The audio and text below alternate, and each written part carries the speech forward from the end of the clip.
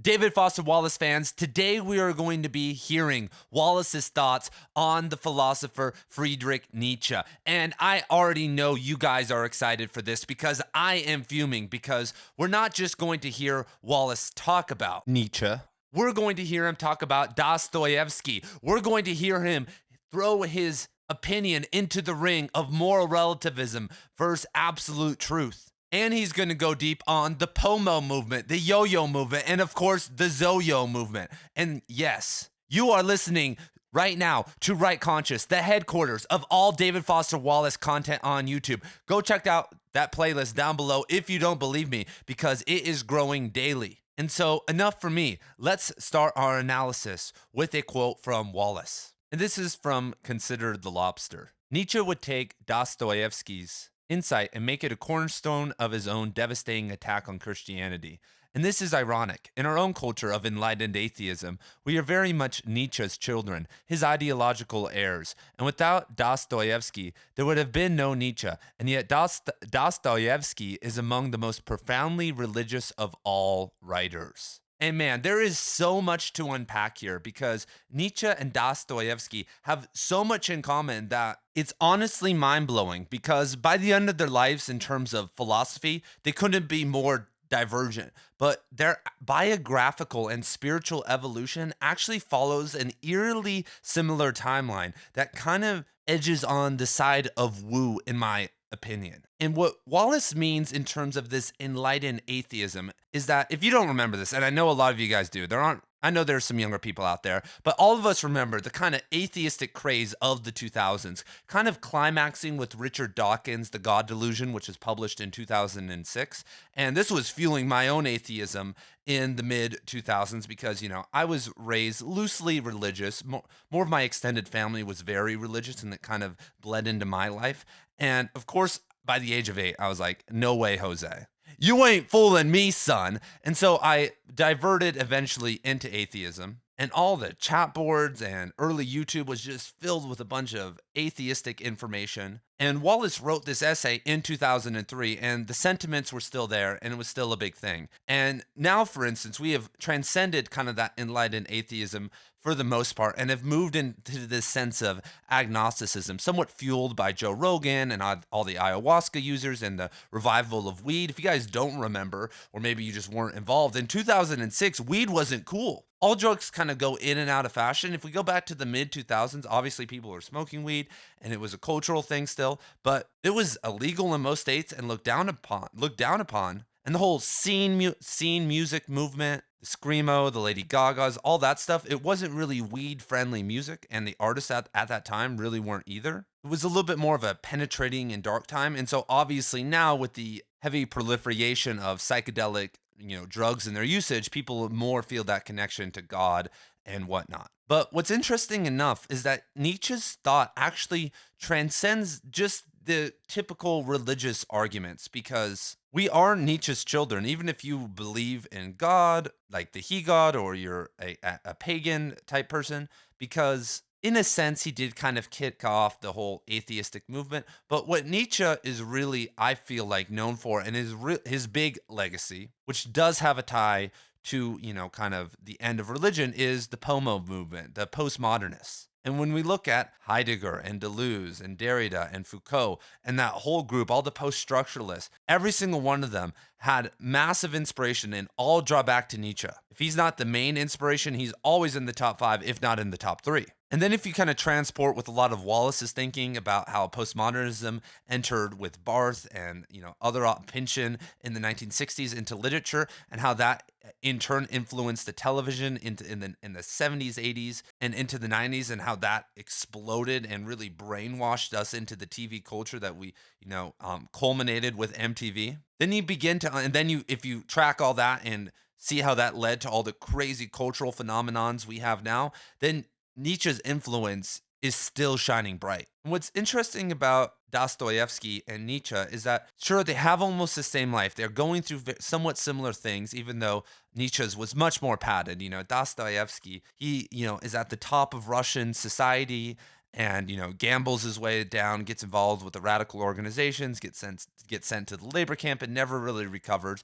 But Nietzsche was a little bit more of a pity party.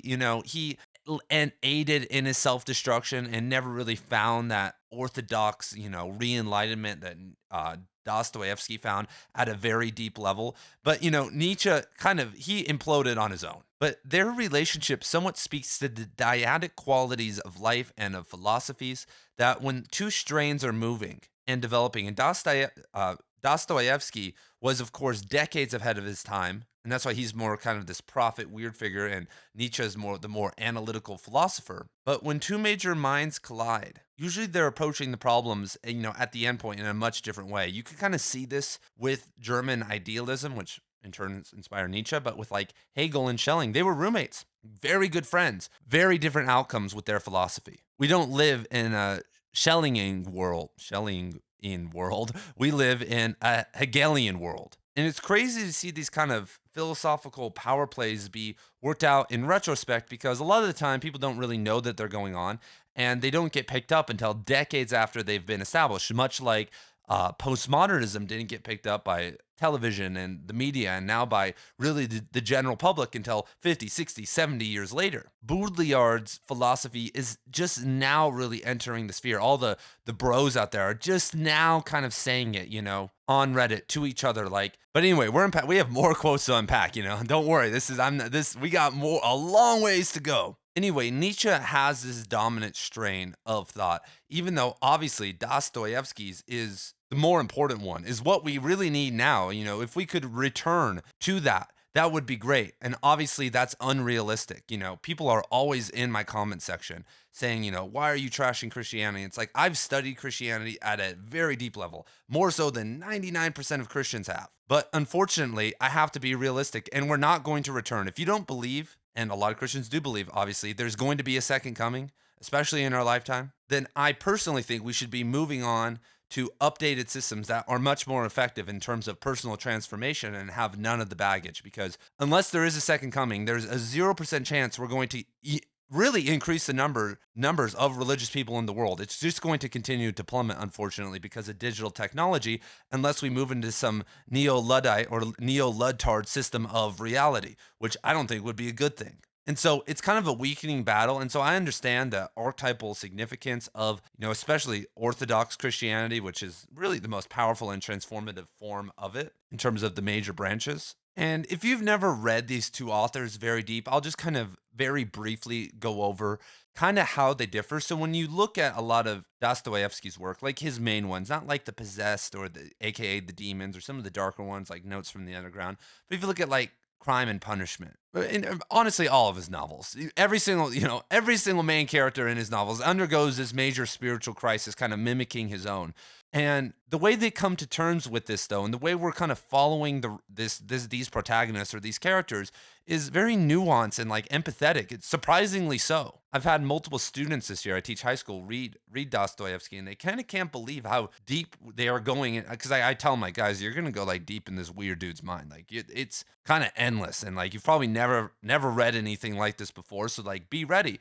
But we kind of start to like these characters. We like these characters with these terrible flaws who are terrible people. And even better, while we're touching this deep darkness, there's always this thread of redemption and hope and humanity, and even coming to terms with God, which is really the best thing that, in my opinion, you could do with literature. It's absolutely genius. It's influenced almost every single piece of great literature since. But the Übermensch, the weak, or the strong man, doesn't really partake in this. Nietzsche kind of glances over, even though he is this person. He's the exact type of individual who's the oversharing, weird, empathetic kid. But Nietzsche saw Christianity as promoting weakness and really is not being a life creator, which is so funny now, just as a side note, in terms of where like modern politics are, is that, Nietzsche is arguing that Christianity is not promoting life or like stuff like that. And now we kind of zoom forward to today, and what's holding together the family structure in, Western civilization, mostly, not all the time, obviously, is kind of the religious social fabric still. You look at the birth rate, for instance, of like atheist people and kind of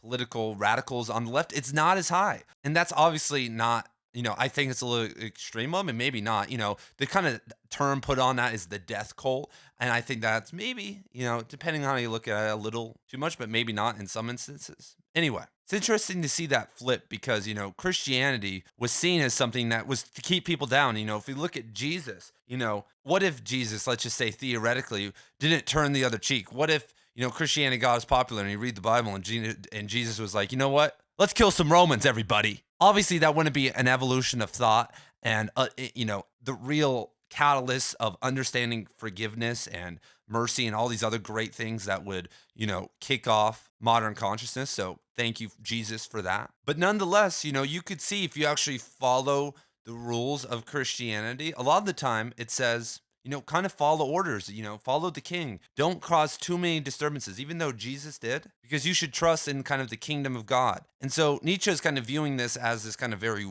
it's weak. It's not building the individual. You're part of this group. You're serving God. But today, Christians, and guess what? I'm not a Christian. I'm not advocating being like, hey, everyone's got to be a Christian. But what, Christians that I know, they are much more social. They go out. They don't have the fears or anxieties of meeting people because they, are involved in events all the time. Like one of my guys I work with, he is at church every single Sunday. Then on Wednesday nights, he's doing a youth group. He runs a Sunday school circle for young men in the morning sometimes. Like there's all these different things that he's doing all the time that are making him put himself out there. But I have another buddy at work who's an atheist, and he goes home and plays video games and drinks beer, and in general is having trouble dating and finding people to be with, and really can't get that started. But, if you go to church, there's always a ton of people to marry and find at a church. And so it's actually now simulating the old world, the old life. You go and you read hymns out of a book, and there's, coming to the mega churches now, there's screens up and all that, and there's, the band and stuff. But, if you go to more of a classical church, it's really not very technological. And then you go do activities. You go out to the barbecue. You go on a camping trip, your kids are involved, and then you kind of go through it with your kids. And, it's this whole kind of life affirming thing. And I know people who actually don't believe in the he God, and we're going to get back to Wallace, so don't worry about 30 seconds. But I know people who are a part of Christianity and are very deep in it, and they don't believe. Like if you get them, I sit them down, talking to them, like, dog, you really believe in this, dog? They're like, no, but this is the only chance I think we got of actually saving society. That if most people went back and started living this lifestyle, that we would be a much better world. And so I'm just faking it. And, I see flaws in that argument, but I could also see a lot of good and a lot of logic there also. Anyway, so when we're looking at Wallace, just with this quote, Wallace actually mimics this very same kind of type of character. Wallace writes these characters undergoing these profound spiritual crises and then usually sends them through with a thread of hope. And this is what he was going through with his own life, with his threads in Alcoholics Anonymous, his, time as an addict, his time in the deep pursuit of women and of greatness in writing and in melancholy and all these other things. He's somewhat akin to what's going on, but you also feel this thread of Nietzsche at times within Wallace's work through his ambition. Like you can see that he is pushing. You don't write like this unless you're trying to prove something, unless you're trying to be great. And with this genius that Wallace has is, you could tell, forced. I mean, it really is. Like he's really punching it in there. He's not necessarily a natural talent. He's a natural writer, but to move his strengths and stuff necessarily don't fit into fiction that well. And when he moves into fiction, you could tell that he sits with these drafts and has looked at every single word more so than almost any other writer. And that's one of his main advantages, this crazy analytical mind. And that's more in the heart of Nietzsche because he was trying to find redemption, kind of like a Dostoevsky at the end of his life, but it wasn't helping him in the writing sense. It made his personal life way better. He was the only reason he quit his SSRIs was because they were taking a toll on his body and he was off everything else. He was exercising, hanging out with his wife. And he's like, dude, why are these things affecting me so bad? I need to get off of these. I want to live. And the Pale King was a mess. The Pale King wasn't going anywhere fast, but he still had this very deep love of life and redemption. And so let's move on to another quote. And so we can kind of pivot into deeper things because like I said, when I saw that quote, we can go on for days about Nietzsche and Dostoevsky's relationship and start bringing Wallace in. Okay, we can circle back later. Quote, well, that's a bit of a romantic thing. The thing about it is it true? It is true because when you are doing stuff like this, so much of it is tummy truth as opposed to head truth. Does this feel true or not? The interesting thing for me, this is very romantic, capital R, idea of truth that, as far as I can tell, comes from Nietzsche, that all truth is perspectival. It seems to me that one of the ingenious things that particularly the right in America has been able to do is inject this kind of skepticism into public debate, where if you or I prefer something that seems absolutely true, that, I don't know, justice for the homeless might be an imperative, they could say, well, that appears to you to be true only because you've been conditioned by a liberal conspiracy within academia and then the media in order to think that way. And rhetorically, it is very difficult to come up with an effective, concise rebuttal to that, because anything you said can be said to be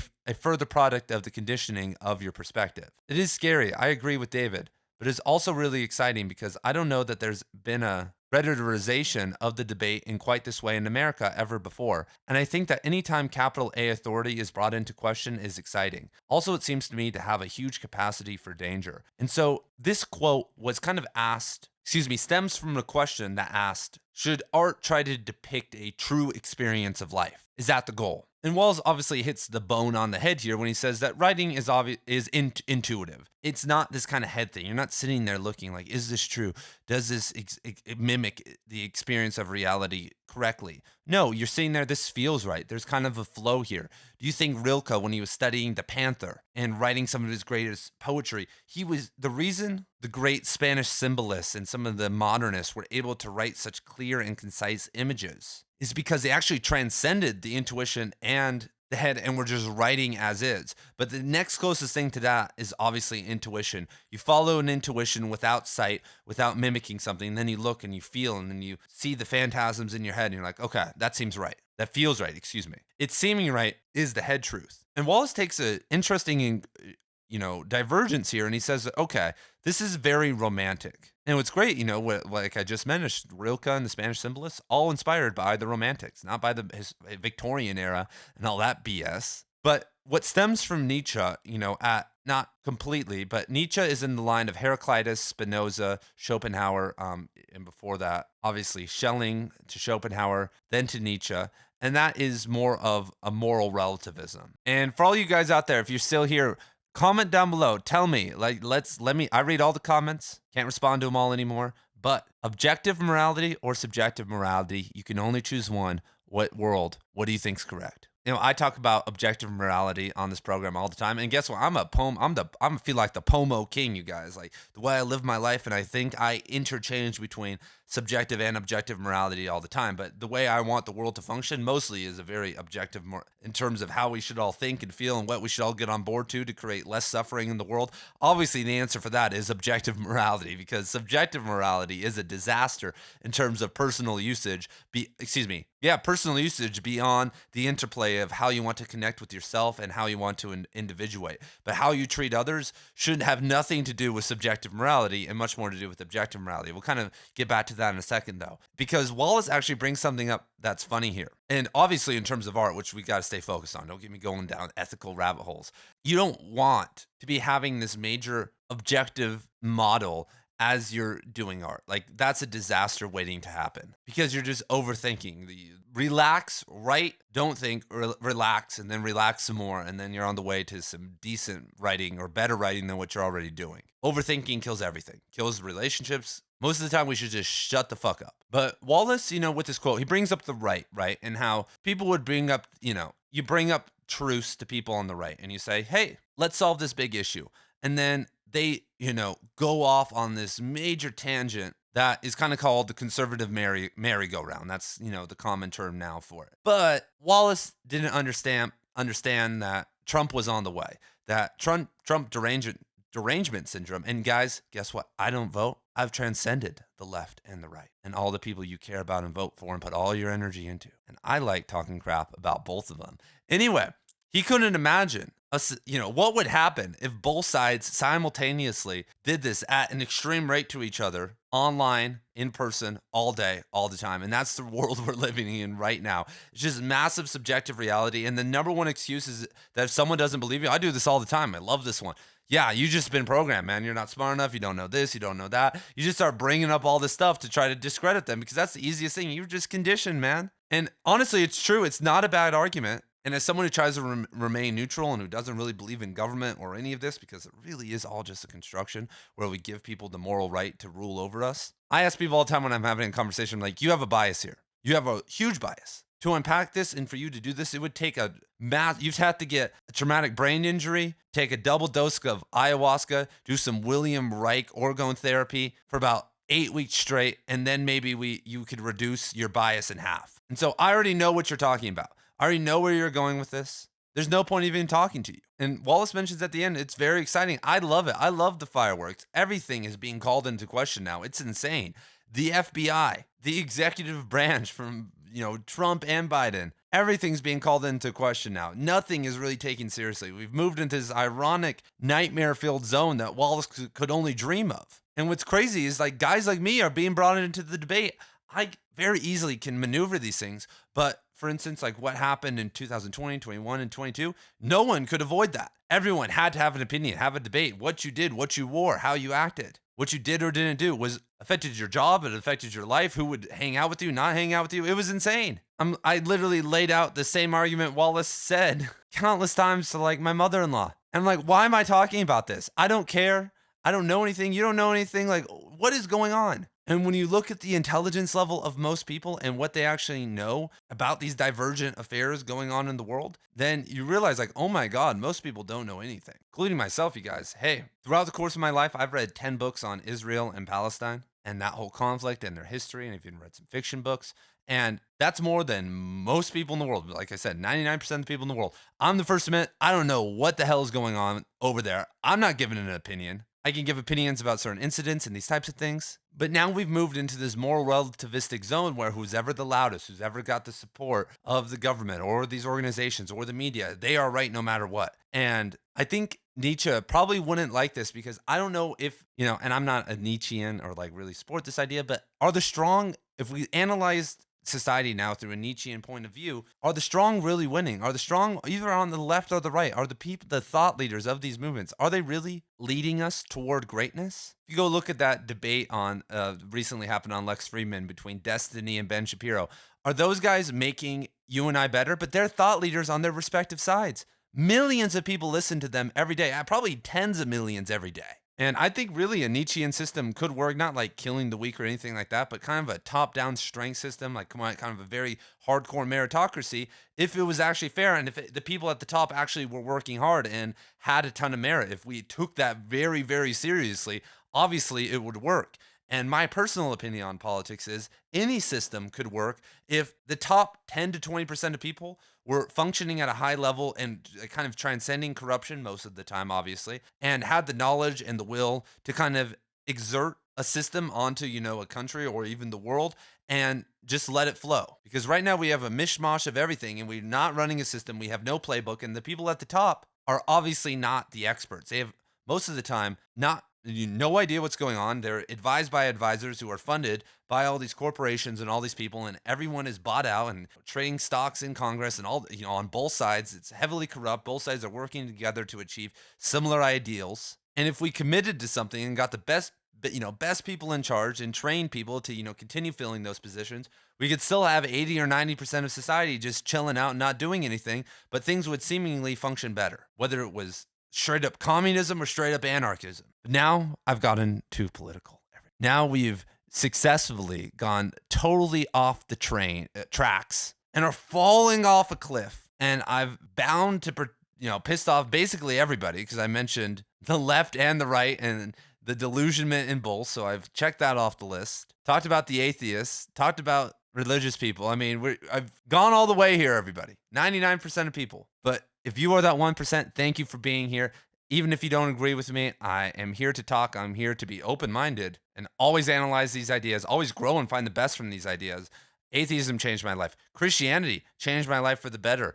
I don't even believe in it. While it changed my life, I didn't really believe in it. Communism changed my life. The left, the right, anarchism. It's all helped me grow. And if I stop there and just, Dostoevsky, Nietzsche, if I stopped there and just stayed in that one philosophy and, let it become me, or if I outright rejected it, I would have never had that opportunity. And that's what conscious reading is about. Once again, it's about engagement. It's bigger than comprehension. It's about seeing the world through that lens, mimicking it, feeling it, applying it in your life and seeing how it really functions and finding what's wrong with it on a personal level.